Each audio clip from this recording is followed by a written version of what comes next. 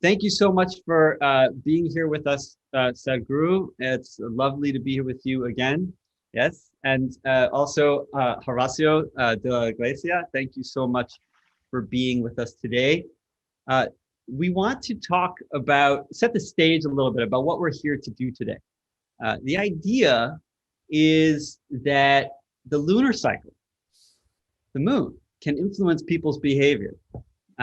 This idea dates back thousands of years, right? But it's been largely dismissed by modern science and medicine. Yet the lunar cycle is clearly impacting cycles like human reproduction. I think it's very accepted that it influences the menstrual cycle and fertility in that way. But there are other behaviors, right, that have also been found to vary depending on the lunar cycle, but that are slightly less believable. Admittance to hospitals and emergency rooms have been shown to vary. Frequency of conditions like heart attacks and stroke, and even the social interactions or human behaviors of things like traffic accidents or crime, suicide, have all been reported to be correlated with the phase of the moon. Yet whether moonlight or the gravitational forces that accompany this massive space rock, and whether it can influence human activity at all, remains controversial. So let me make some introductions and then we'll get right into the discussion. My name is David Vago. I am a research associate professor of psychology at the Vanderbilt Brain Institute, Vanderbilt University. I maintain a research appointment at Brigham and Women's Hospital, where I collaborate with the Department of Psychiatry. And I have more recently become the research lead for Roundglass, a global health and well-being company, where I am building research infrastructure and curating evidence-based content. So today we have this opportunity to discuss the wisdom of contemplative traditions that are thousands of years mature, not old, mature, and modern science, which is providing new evidence describing the relationship between this big rock in the sky and our planet Earth. So we're going to have this dialogue of how historical Yoga Sutras and philosophy describe the relationship between these two planetary orbs and how they influence each other, also from the perspective of modern science. And it turns out that there is evidence indeed that the moon can influence aspects of our mood, our decision-making, and our behaviors. And so over the next hour, I will try to moderate a discussion while I introduce some of the science from contemporary sources, from the research lab of Dr. de la Iglesia, and from the wisdom of contemplative traditions like yoga that Sadguru will share with us. So just to give you a sense of who is speaking today, Dr. Horacio de la Iglesia finished his undergraduate studies in biology at the University of Buenos Aires in Argentina. He got his PhD in neuroscience and behavior at the University of Massachusetts in Amherst, where he studied the neuroanatomy of the master circadian clock of animals and the brain centers that control reproduction and the interactions between the anatomy and reproduction. He then continued his research as a postdoctoral fellow at the University of Massachusetts Medical School, and later joined the University of Washington in the Department of Biology in 2003. His laboratory is interested in understanding how the neural systems encode time and generate rhythmic, physiological, and behavioral outputs to adapt to the temporal structure of our environment. We are going to only have an hour together today because Horacio will be receiving a prestigious award from the Argentine congratulations. Thank you. Ministry of Science and Technology are acknowledging him and his work. So we will have to say goodbye a little early, but we're so excited to have you with us. Thank you for joining us, Dr. de la Iglesia. Thank you, David and Sadguru, for having me. And while Dr. de la Iglesia raises volume, I'm just going to introduce Sadguru, a man who really doesn't need much introduction, but he is a yogi, a mystic, a visionary, named one of India's 50 most influential people. Sadhguru's work has touched the lives of millions worldwide. Through his transformational programs, Sadhguru has a unique ability to make the ancient yogic sciences relevant to contemporary minds. He's an internationally renowned speaker. He engages with scientists fairly often and has been an influential voice at major global forums, including the United Nations, the World Economic Forum, addressing issues as diverse as socioeconomic development, leadership, and spirituality. He's been invited to speak at leading educational institutions, including Oxford, London Business School, Stanford, Harvard, Yale, all the big institutions. So we're really fortunate to have this group of people today, and I will do my best to moderate the discussion. So thank you, Sadhguru, for being here and being with us today. Great. Thank you. On a day like this, when you're having an award, having this conversation, wonderful, and congratulations once again. It's a pleasure, please. I thought I'd start the conversation off with from a paper that Dr. de la Iglesia recently wrote about synchronization of human sleep with the moon cycle under different conditions. And he says, very in the introduction, and I will read that, and then I'd love to hear your comments. Moonlight is so bright to the human eye that it's entirely reasonable to imagine that in the absence of other sources of light, this source of nocturnal light could have had a role in modulating human nocturnal activity and sleep. However, whether the moon cycle can modulate human nocturnal activity and sleep really at all remains a matter of controversy. So I thought maybe you could tell us a little bit more about what is this controversy? Why is it not clear how the moon? Yeah, so it turns out that there had been some studies looking at sleep recordings from sleep laboratories in which they had found an effect of the lunar cycle on the electroencephalographic recordings of sleep. However, that was a retrospective analysis of sleep stages in people that happened to be in the sleep lab at different times of the lunar cycle. So it wasn't what we call a longitudinal study of the same individuals throughout the lunar cycle. And there was controversy because other studies emerged that said, well, this is not a real effect. And the jury was still out in terms of whether the moon could, moon phases could really modulate sleep. And I guess what our study added to that is that we did exactly that. We followed single individuals for at least 1 month and up to 2 months, recording their sleep, at least their sleep timing. And that allowed us to really answer the question of whether sleep was modulated by moon phases at the single person or individual level, okay? And in fact, we found that it did.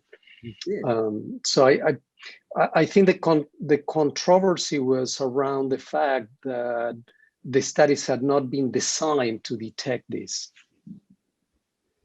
Well, that's fascinating. So how do you know it's not the light itself of the moon coming into the window? Okay, so we started, when we started these studies, because I've been studying sleep in indigenous communities in Argentina for over almost 9 years now. And I remember one day I was chatting with Miguelito, one of the leaders of the families, and he said, oh, a couple of nights ago, it was a hot night and there was a very bright moon.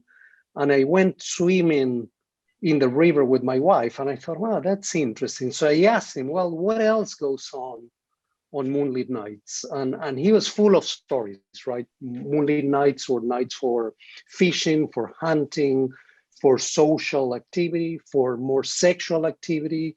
And I thought, wow, that's fascinating. Let's see whether we can capture these by measuring sleep. And that's how the story started, right? So in these communities, we still have single communities that have no access to electricity whatsoever. So we started with the idea that if we did find an effect, it would be present only in the communities that did not have artificial light, right? Because we thought, well, there you really can take advantage of the moonlight because you have no other sources, right, of nocturnal light. But we started looking at the data and we found the effect not only in the communities that had no electricity, but also in the communities that had 24/7 access to electricity. And even in some communities that live in a relatively urbanized area of northern Argentina. So we thought, oh, that's really interesting, right? That the effect persists, even if people have the ability to control whenever the lights are on in the evening. And that was followed by yet another study that we did here in Seattle, where I live currently, where we studied university students, and we saw the same effect of the lunar cycle. And these are students that are very much unaware of what moon phase they're going through. So it's not like they're looking at the moon and say, oh, this is full moon or new moon, and therefore they are responding to the lunar light, right, to the moonlight. In fact, light pollution in Seattle is way above the levels of full moonlight intensity. So they could not be responding to moonlight itself. So that's why we're currently thinking and trying to start testing the hypothesis that maybe other physical changes associated with the lunar cycle may modify our sensitivity to light. And that light could be moonlight if you're living in a natural environment, or artificial light if you live in an environment where you can switch it on and off. So that's the general idea that I have now in mind. It's so fascinating that so you're saying that the controversy has been whether or not the moon can influence sleep, right? And that's the controversy. Yes. And that your research has shown definitively that at least in Argentinians and in students at University of Washington, maybe. Yes. That the cycle may actually have an influence on how we're sensitive to light, and that the light may be the mechanism by which it's influencing how the efficiency in which we sleep. But the gravitational force may also have some sort of implication. I'm wondering if you could tell us a little bit about how there's a mass, right, that the moon carries and a mass that the Earth carries, and that all objects have mass and carry some force. Is there something related to the force by just the mass of the two objects that is causing a change in human physiology? Well, we're all familiar with tides, right? And actually, if you pay attention to tidal levels, it turns out that every 15 days, right, around the time of full moon and around the time of new moon, those tides get maximally high and maximally low. So it's what we call the spring tides. So and the reason for that is that on those days, the moon, the sun, and the earth are aligned on the same axis. So the gravitational pull of the sun and the moon are added, and you experience maximally high daily tides. There's so far no evidence whatsoever that humans can detect those changes in gravity, right? I mean, we still don't have that. We love to have that, right? But on the other hand, there's no other, we don't have at hand any other way to explain why in a place like Seattle, right, where you have no ability to sense the moonlight, you can still respond to the cycle of the moon in that way. So our idea is that on the nights previous to the full moon, because what's interesting is that what we found is that sleep starts later and is shorter on the few nights leading to the full moon, not around the full moon, but on the nights, the shortest sleep duration takes place 3 to 5 days before the full moon. And what's interesting about those nights is that those are the nights in which moonlight is available at the end of the day. So it's available in the late evening and early night.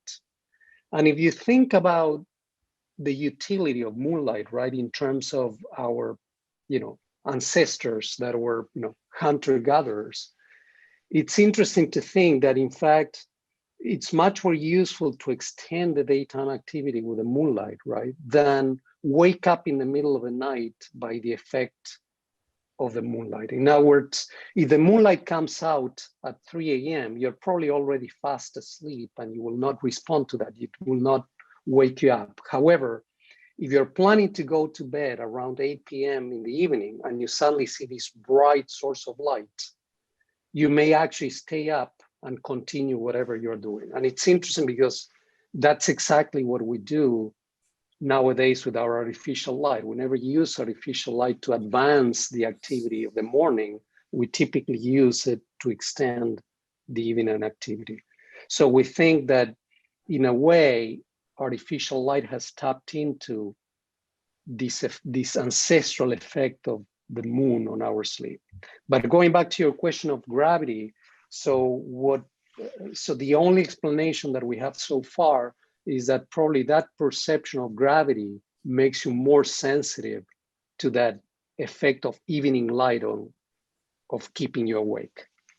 But the data is not clear, right? How gravity can... No, because we still, as far as we know, there's no physiological data that shows that humans can respond to these subtle changes in gravity, because they're not huge changes. And of course, animals that live in the intertidal zone, right, that are very well adapted to the tides, their whole life is very much in synchrony with these tides, right? But so far, nobody has been able to show that humans could respond to these gravity changes.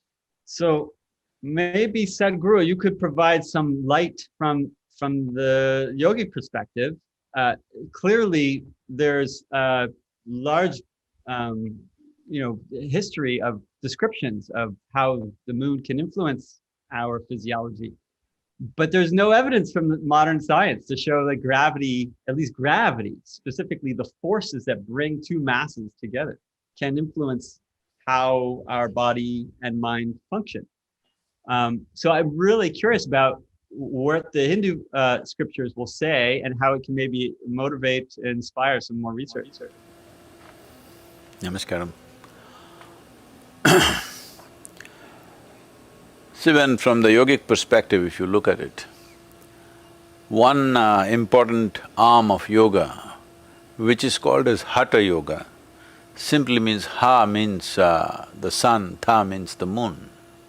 Hatha means to bring a balance between these two forces.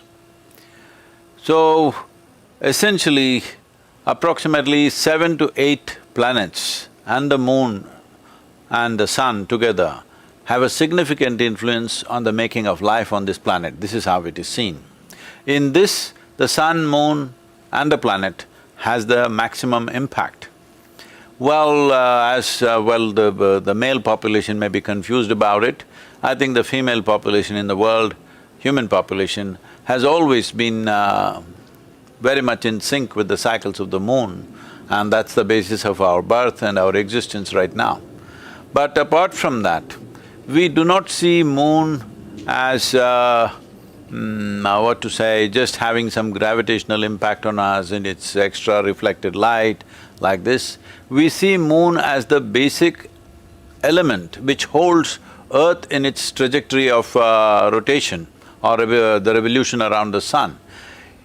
In the yogic sciences, we see that, I think today modern sciences are confirming this, that the moon as a satellite is moving away about 20 millimeters every year.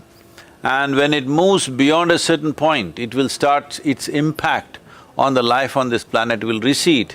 Out of that, human reproductive cycles will go off its normal cycle, and that is how humanity will end. That is how human beings will slowly go away. But above all, if the moon goes away, which inevitably it is supposed to do after many million or billion years, whatever that is, when it goes away, we see that the earth cannot hold its track of revolution around the sun. It will lose its balance and it'll also break up into pieces. This is how the yogic system looks at it.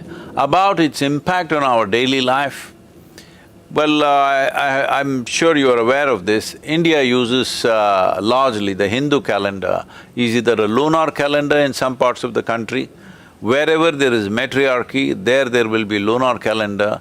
Wherever there is patriarchy, there is what is called as lunisolar calendar, which is a combination of lunar cycles and solar cycles. Why this calendar is important is, see, today we are looking at calendar as just a number game of measuring how many days in a month, how many days in a year, or how many years in our life like this. Here we are not looking at calendar as just a numerical record of things, but we are looking at it as how we experience the calendar within ourselves, how the body responds to it at different times. Accordingly, various traditions, practices, rituals were crafted so that in those times you can make the best use of what is around you in the form of Earth's energy, in the form of Earth's trajectory, how it is moving, how its northern face of the Earth, where it is pointed towards, its closeness to the sun. All these things are taken into effect as to what sort of practices you do. When I say Hatha Yoga, this sun and moon, well, this 4,356 days is considered as one solar cycle. This is segmented in different ways for different people. For householders, it's segmented one way, for the yogis, it's segmented different ways, for the ascetics one way, and people who are into regular worldly life another way, because their bodies are tuned and they need to function differently. Accordingly, the calendar is used depending upon the moon phases and the planet's position in relation to the sun. Well, as we know, the moon is constantly showing only one phase to us. Its rotation is synchronized with planet's rotation, so we're seeing only one phase of the moon. This also is significant because the way the moon responds or the way the planet responds to the moon, there are very wonderful stories how they're always looking at each other. The moon never turns its back upon the planet. The day moon turns its back on us, we are finished. In case the moon turns its back on us, that means human reproductive system will go away and it's over. That means when the moon's rotation goes beyond a certain radii or certain circumference rather, then it will start showing the other face to you. When it shows the other face, that means the end of humanity has come. In a few years, it will go down. So, what impact it has on a daily basis? Well, it is not the moonlight alone. It is a whole… today people are talking in scientific terms of electrical charges, electromagnetic impact and other things. Well, I don't want to talk about it, that I'm not an expert in that, but in the yogic system, we have a lot of significance to full moon and new moon days, because those 2 days there are different types of practices we do. Ascetics usually do practices during new moon days. People in the family way of life, they will do all their practices during the full moon night because the impact is very different. There are variety of devices that we created at one time where, like through the full moon night, how to expose your spine to the moon, not allowing the moon to fall on the other parts of the body, a device so that a narrow crack which allows moonlight to fall only upon your spine, and how it reorganizes your system. 3 full moon nights like that could completely reorganize your system from ill health to health, for in women it was seen as from barrenness to fertility and various other aspects, and also in the mystical world, various levels of perception were always, connected with the moon. As you might have seen images, Adi Yogi, the first yogi, wears moon, a crescent moon, in his upon his head like a jewel. This is to indicate that he is at the highest level of perception, because human perception and moon are very connected.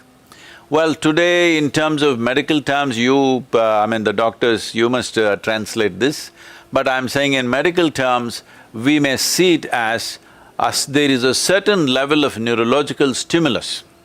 When I say neurological stimulus, why I'm talking about this is, see, as in the evolutionary process of life on this planet, Of all the things, we are not the strongest creature on this planet, but we have the most complex and sophisticated neurological system. That's what renders us as really on top of the pile of the evolutionary system. So this neurological development is the most significant aspect of who we are. And the neurological development of the human being and how stimulated it is and how active it is and how balanced it is in many ways directly related to the phases of the moon, and there are very many ways in which people can make use of it to handle their various mental fluctuations and sloshings that they have. You know, many human beings go into tides themselves within their system because the whole oceans are going up, but 72% of our body is also water. So there is fluctuation in the system. It is just that generally, I know there are some studies saying on this day, people tend to become more imbalanced, or those who have anxiety and manic depressions go off control, this kind of things. I would like to say the moon is not causing madness. I'm saying this so that moon is liberated from this word. Lunar means if you say loony, people think you're mad, all right?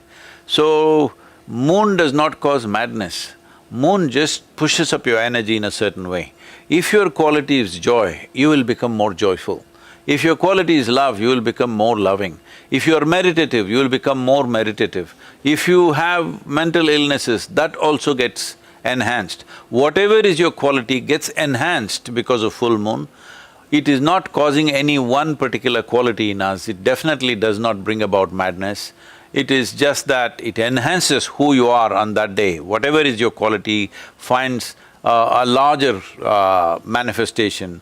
Because of that, maybe in the medical institutions, mental and other kinds of institutions, people may find some kind of exaggeration on those days. Wow. Well, thank you for that. So that there's clear description of yoga's influence, or at least the influence of the moon, the relationship between the moon and human physiology is clear in yoga philosophy, right? And so, and almost even more intimately connected into our everyday lives than we would ever think, right? Most of our, at least in North American culture, most people hardly recognize that there's a moon outside. No, that's because they went to the moon, you know, that's a problem. Yeah, maybe when we start, traveling to the moon as like I don't know, as for leisure, it'll be more in mind the importance of it. But you've also mentioned in your writings that practices from the yogic tradition that specifically are meant for maybe spiritual practices, tying your behaviors on this planet, your spiritual practice. How can a spiritual practice on this planet be influenced by a rock in the sky up there? Is that really a possibility? And if so, how is it interacting with your physiology, at least from the yogic perspective, right? So there's 11-day cycles where there's fasting. It's related to that kind of practice of working with your gut. So I'm really curious about how that may relate to a spiritual experience. Well, David, we are all this life, including you and me, are living on a rock here which we call as planet Earth, isn't it? It's just a rock for somebody else who is looking at us from elsewhere. So, about how it influences, I do not know what is the direction of studies which are going on, but I think from what I have heard from people are largely trying to measure changes in the brain activity and stuff like that. But it would be helpful because from my experience, I know that the maximum amount of change happens in your belly, in this region, which you call as the gut, because that is where the real change happens and it has consequences in the brain and the rest of the body. So, one important aspect of taking in the moon, there are practices in yoga where you can live like every day, in your experience, it's like full moon. The same full moon impact is on in your body on a daily basis. There's a whole lot of practices like that. So we say this is somebody has become like an eternal moon within himself, that is like a full moon, always. Because certain things can be done in the system, the impact that the full moon has on various aspects of your body, the cellular behavior in the system, this can be replicated on a daily basis simply by activating this dimension. Well, to give some background to that, see, who we are as life is a consequence of how this planet functions. How this planet functions is a consequence of its position in the solar system, and definitely the sun is a major powerhouse which fires everything, and the moon, which is a satellite by our understanding, but it has a significant impact on the production of life on this planet. So what kind of life we are is essentially determined by these two aspects, sun and moon playing their influence upon the planet at various levels. There are other planets which have influences on you, but their impact is much lower and they are significant only to certain people, not for everybody. But fundamentally, sun, moon and the planet are the three celestial objects. These celestial objects, moon, there is so much romance about moon, David just killed it, saying that it's just a rock in the sky.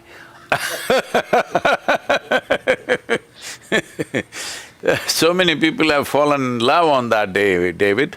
Now you just made a rock in the sky. Well, why is this rock so special, compared to, other stars in the sky? I mean, it is close, so we see it, and we engage with it a little bit more, but is there something unique about the moon itself? Or is it really just an organic sort of artifact of this influence of two massive rocks influencing each other? It is not that it is not the influence of the rock upon us, it is not the content or the mineral content of the rock which is making the difference. Maybe that also could be making, but essentially it is the geometric placement of the moon in relation to the planet that it's making the difference.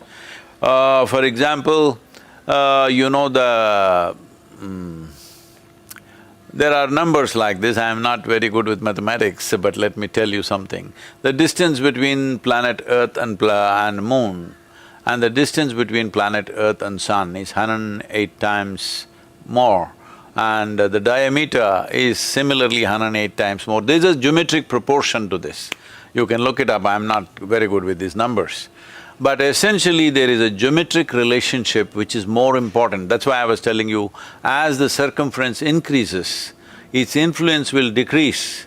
And about 3,700 years ago, a certain yogi made a calculation that in 28,000 years' time, the influence of moon upon the planet will become so feeble and slowly the moon will start turning its back upon you. That is when human race will go down. Well, now about 3,700 years are gone, so we still have 24,300 years according to that calculation. So, as this 20 millimeter excess of the radius that is happening year on year, which has been confirmed by scientific measurements, if this continues for another 28 years or 28,000 years or so, then they say the influence of moon will become so minimal on the planet that it may not be able to help us to regenerate. So this regeneration process is not in the brain, it is in this region, which is very important. So the influence of the moon maximum is on your gut.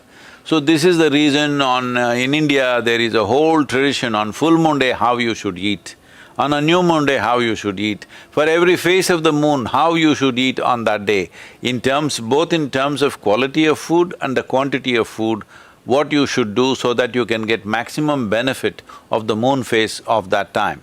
So one important thing is, in India, this was the practice traditionally in the Hindu calendar, that for all activity that we are doing, there were no weekly holidays, there was 3 days break for full moon and 2 days break for new moon. But there was no Sunday, Monday kind of holidays. So now we've just come to this because these numbers are easy to calculate. You don't have to look up at the sky. As you said, most people who live in cities don't even know there is a moon that exists, they only read about it somewhere. They've never looked up in the sky. At least every month they're not looking up, definitely not every day. Even the full moon nights, they're missing it completely because the lights are all bright and blazing. So where will they ever, Professor Horace suggested that, the light pollution in Seattle city is much more than the moon, so where will they notice it? They will not notice it unless they're out in the open somewhere. Generally, people notice it if they're in the wild or especially if they're on the ocean, then you cannot ignore the moon, you understand what kind of significance it has. Today, all our marine vessels are powered. Otherwise, in ancient times, tides and mariners are like, inseparable. There is no way. So their full moon, new moon and their expeditions were so very connected. It definitely has more impact than just causing minor differences. We were talking about how the sleep quality changes. I would like to see that scientists like you focus on how our life quality changes with the moon phases, how our wakefulness changes. Why are we talking about sleep? Because I see there is a kind of a fetish about sleep in this country. To sleep well, to sleep well. No, to live well is more important than to sleep well. If you live well, you will sleep well. That's a really good point. Horacio, could you Yes. maybe comment on some of what Sadhguru has been alluding to, at least from not only from the yogic scriptures of a more intimate relationship that humans have with the moon on a daily basis, the different behaviors of fasting, of how they, bring in food depending on the phases. Do you see the phases of the moon influencing any other aspect of human physiology in your research? So, well, other than nocturnal activity and sleep, there have been several reports, particularly in relation to mental health, right? And this is really interesting because of what Sadhguru was saying, that any character that you have will be enhanced at given phases of the moon cycle, right? And of course, if you think, for instance, about a psychotic patient, right? If you think about our sleep-wake cycles, right, that are modulated by the moon cycle, then if you're going to stay up later on the nights that are leading to the full moon, then you'd have more of an opportunity to exhibit your psychotic symptoms, right? And this could be perceived by other people as an enhancement of the psychotic symptoms. But it turns out that there's some literature that really suggests that there may be a real enhancement of those symptoms. And this is particularly in bipolar patients that, I don't know to what extent the audience knows about this, but bipolar patients are characterized by this cycling between depressive and manic states, right? And it turns out that it's very well characterized that in a bipolar patient, if you shorten the sleep, whether spontaneously or you force this for environmental influences, they will get more manic, whereas if you lengthen sleep, that's associated with more depressive symptoms. And it turns out that there's been several publications showing that bipolar patients had a very striking synchronization, some bipolar patients, right, with the moon phases, and in turn, that seems to be related with symptoms of the disease. And this would make sense, right? If you're going to shorten your sleep around the nights before the new moon, before the full moon, that could lead to more manic expression of the disease. Whereas if you're going to lengthen it before the new moon, that could lead to more depressive symptoms of the disease. What I find really fascinating, this idea that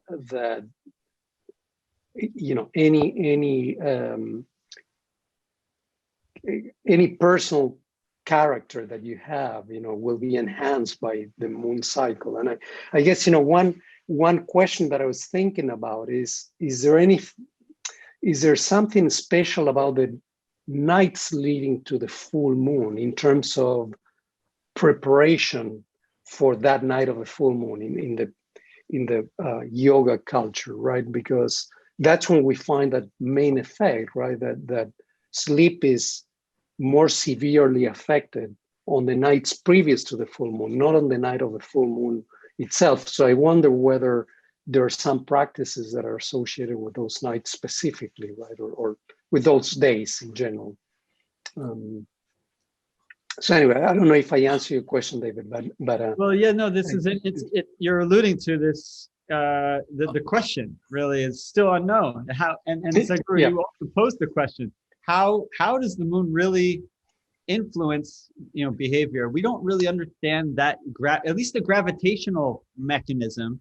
The light sensitivity one's interesting in the sense that, so you said that the light that's produced by the moon is not even as bright as the pollution you get from the city. Yeah.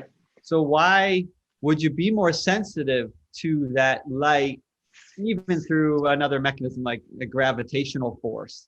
Yeah. Yeah, and makes of course we don't know what the mechanism is, but it's a fascinating question, and it goes back to what Sadhguru was saying, that yes, we live in an environment where we're completely unaware of what the moon is doing in terms of the lunar month, right? But yet, there may be inescapable influences of the moon on our physiology, right? That even if you live in a completely isolated built environment with thick curtains, turning the artificial light whenever you want, you may still be under that influence. And that's suggested by our research in these highly urbanized environments like Seattle. It's fascinating. So I was involved in some research actually at Brigham and Women's Hospital that looked at circadian rhythms, and Charles Czeisler, who is one of the world-renowned experts in this area, he showed that you can use a light cue as small as a spot of light, maybe the size of a nickel, on the back of your knee, to actually influence your circadian rhythm, to change the rhythm. So if light that small, actually, yeah, I think that the story on the light on the back of the knee was finally not. It wasn't from Chuck Czeisler's lab, but I think that didn't eventually hold. That story was from another lab, but in any case, but I guess the point, which is very important, is that very dim light can influence your circadian system, right? And much dimmer than we used to think about. And a question would be, do you think that the spectrum of light from the moon is something unique compared to, say, other artificial light? So, it likely is, but we don't think that that's probably how, that was probably the most important, if you want, throughout evolution, the most important selective pressure for nocturnal activity. Again, going back to our ancestors, right? If you think about somebody living in Europe 30,000 years ago, where, throughout the fall, the days are getting shorter and shorter, and you need to gather food for the whole winter. Well, any extra little bit of light that you could get in the evening, you take advantage of it, right?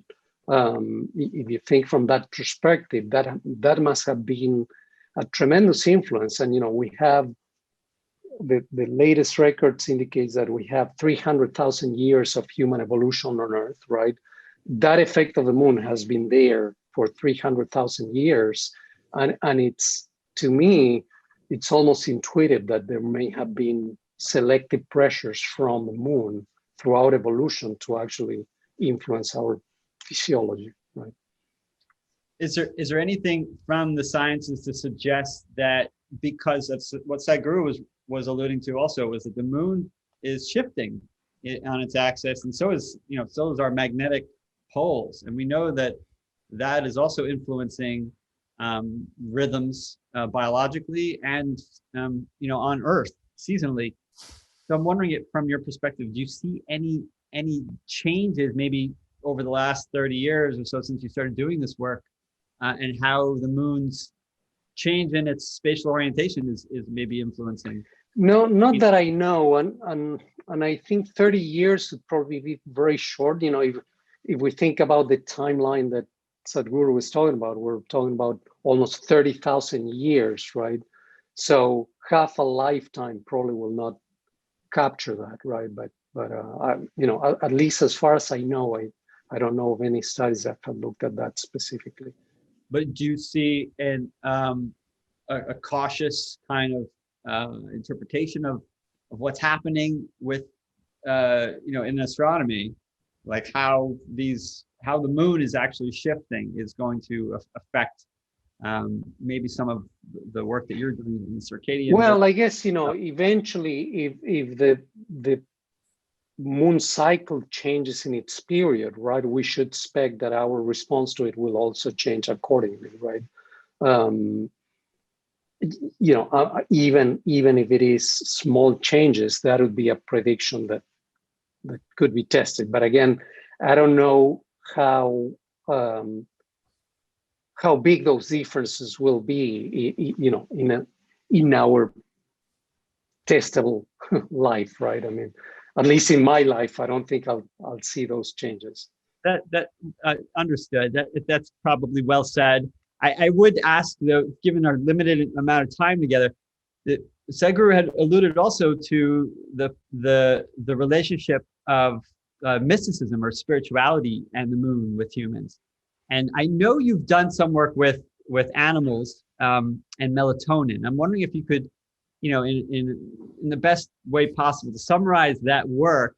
And I only bring it up because melatonin is this precursor to was it dimethyltryptamine, which is a psychedelic.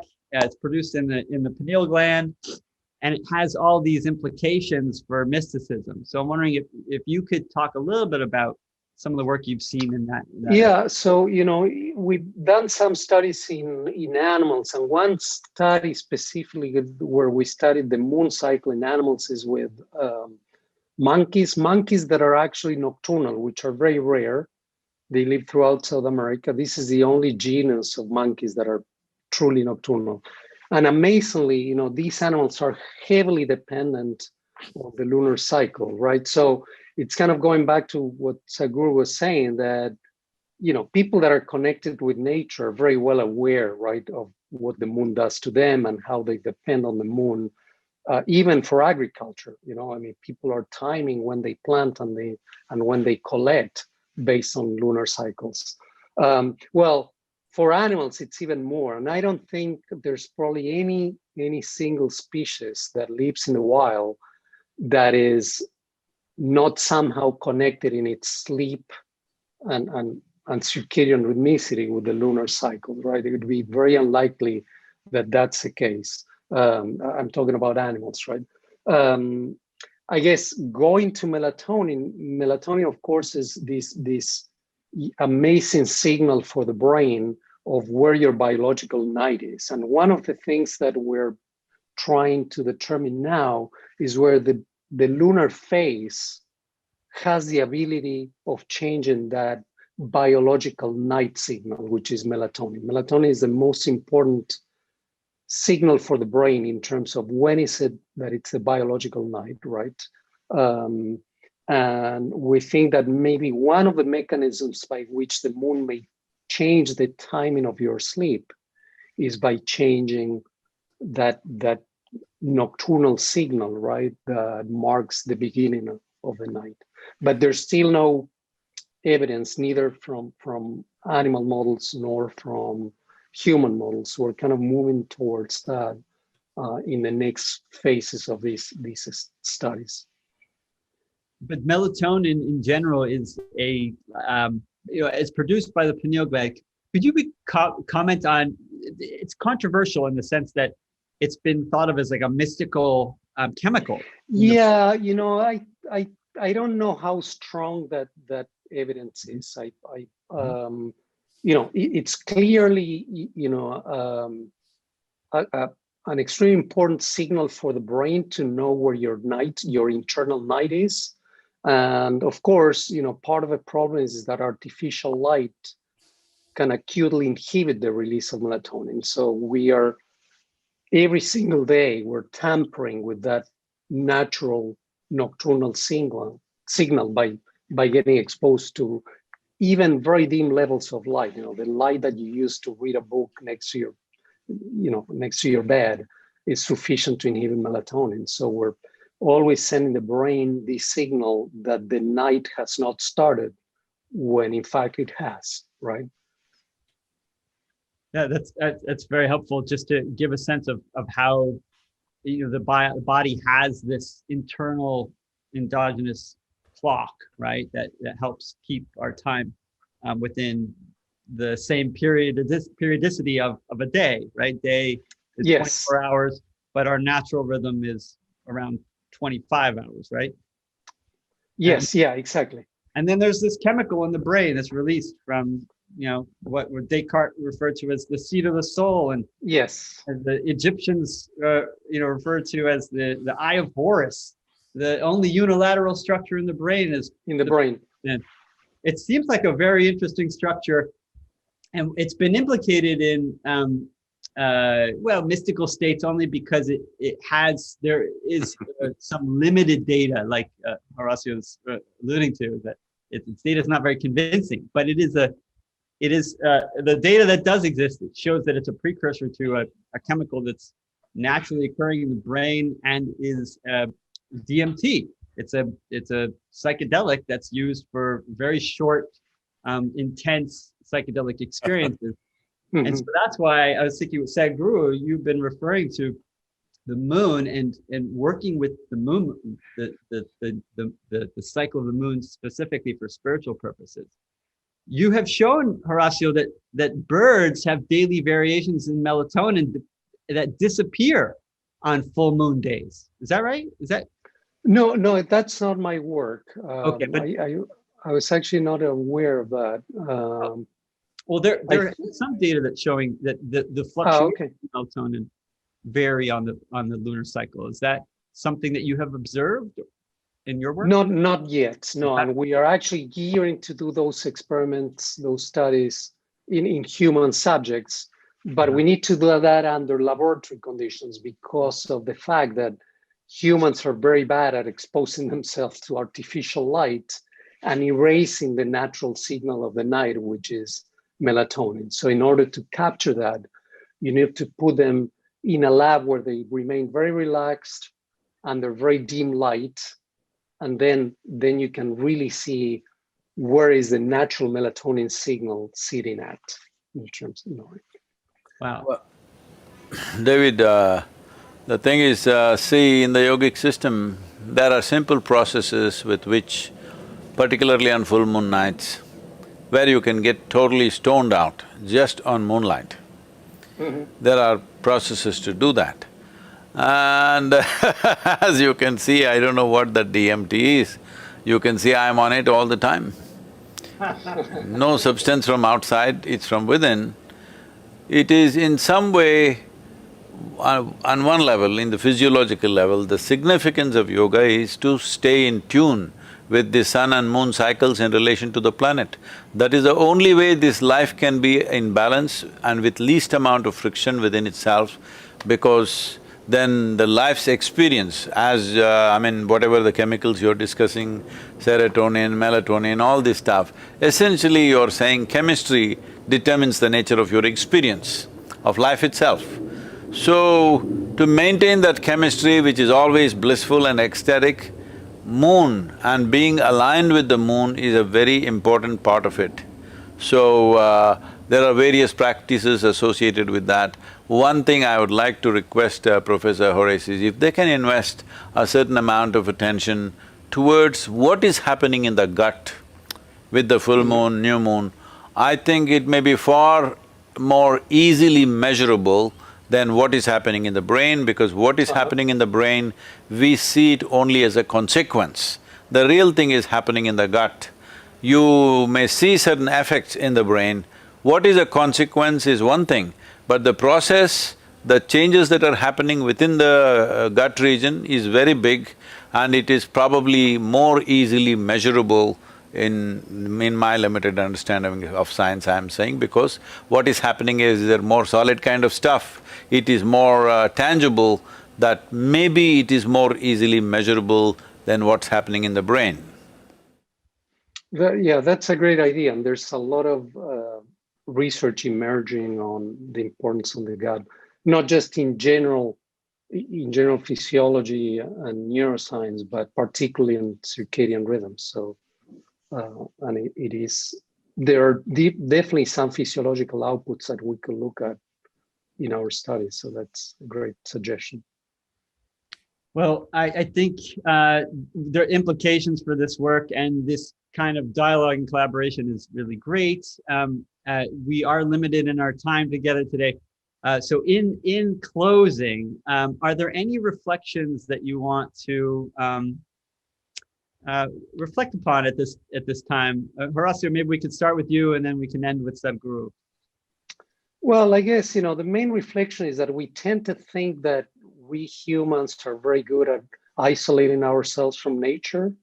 And I think our research clearly shows that there are some aspects of nature that are unavoidable, right? Like, for instance, maybe we're all under the influence of the moon, even when we're not paying any attention to it.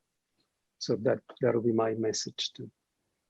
Thank you for that. Yeah, that clearly there's things happening in our environment that we're not aware of, right? That doesn't register in our sensory stores, but that have very strong influence on us. And they only manifest, or we only see it when, for example, in a female reproductive system has a very clear rhythm to it.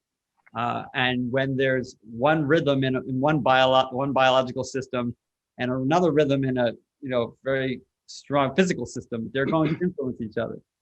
So that makes total intuitive sense.